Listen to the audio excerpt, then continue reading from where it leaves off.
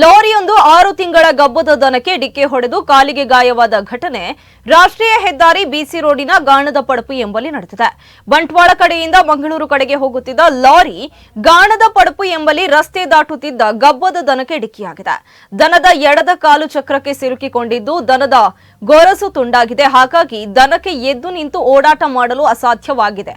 ಇದ ಸಂದರ್ಭದಲ್ಲಿ ಅಲ್ಲಿ ಸೇರಿದ್ದ ಸ್ಥಳೀಯರು ದನವನ್ನ ರಸ್ತೆಯ ಬದಿಗೆ ತಂದು ಹಾಕಿದ್ದಾರೆ. ಆದರೆ ಗೊರಸು ತುಂಡಾಗಿ ರಕ್ತಸ್ರಾವವಾಗುತ್ತಿರುವುದನ್ನು ಸಹಿಸಲಾರದೆ ಸ್ಥಳದಲ್ಲಿದ್ದ ಛಾಯಾಗ್ರಾಹಕ ವಿಕೇಶ್ ಸಾಲಿಯಾನ್ ಹಾಗೂ ಮೆಕ್ಯಾನಿಕ್ ರಾಜೇಶ್ ಅವರು ಗೂಡಿನ ಬಳಿಯಲ್ಲಿರುವ ಪಶು ಆರೋಗ್ಯ ಕೇಂದ್ರಕ್ಕೆ ತೆರಳಿ ಪಶು ವೈದ್ಯಾಧಿಕಾರಿ ಸುನೀಲ್ ಅವರಿಗೆ ಮಾಹಿತಿ ನೀಡಿ ಅವರನ್ನ ಕರೆಸಿಕೊಂಡ್ರು. ಸ್ಥಳಕ್ಕೆ ಬಂದ ಸುನೀಲ್ ಅವರು ರಕ್ತಸ್ರಾವವಾಗುತ್ತಿದ್ದ ಕಾಲಿಗೆ ಚುಚ್ಚುಮದ್ದು ಹಾಗೂ ಔಷಧಿಗಳನ್ನು ಹಾಕಿ ಆರೈಕೆ ಮಾಡಿದ್ದಾರೆ. ಈ ದನ ಕಾಮೋಜೆ ನಿವಾಸಿ ನಾಗೇಶ್ ಅವರಿಗೆ ಸೇರಿದ್ದು ಪ್ರಥಮ ಚಿಕಿತ್ಸೆ ನೀಡಿದ ಬಳಿಕ ವಿಕೇಶ್ ಸಾಲಿಯಾನ್, ಮೆಕ್ಯಾನಿಕ್ ರಾಜೇಶ್, ಬ್ರಹ್ಮಶ್ರೀ ನಾರಾಯಣಗುರು ಮಂದಿರದ ಅರ್ಚಕ ತಿಲಕ್ ಶಾಂತಿ, ಅಜಿತ್ ಶೆಟ್ಟಿ, ವಿಜಯ ಬಂಟ್ವಾಳ, ದಿನೇಶ್ ರಾಯ್, ರಮೇಶ್ ಮೆಕ್ಯಾನಿಕ್ ಹಾಗೂ ಸ್ಥಳೀಯರು ಸೇರಿ ಪಿಕಪ್ ವಾಹನದ ಮೂಲಕ ಮನೆಗೆ ತಲುಪಿಸಿ ಮಾನವೀಯತೆಯನ್ನು ಮೆರೆದಿದ್ದಾರೆ. ಲಾರಿ ಚಾಲಕ ಕೊನೆಯವರೆಗೂ ಮನೆಯವರ ಜೊತೆ ಇದ್ದು ಆಕಸ್ಮಿಕವಾಗಿ ನಡೆದ ಘಟನೆಗೆ ಬೇಸರವನ್ನ ವ್ಯಕ್ತಪಡಿಸಿದ್ದಾರೆ.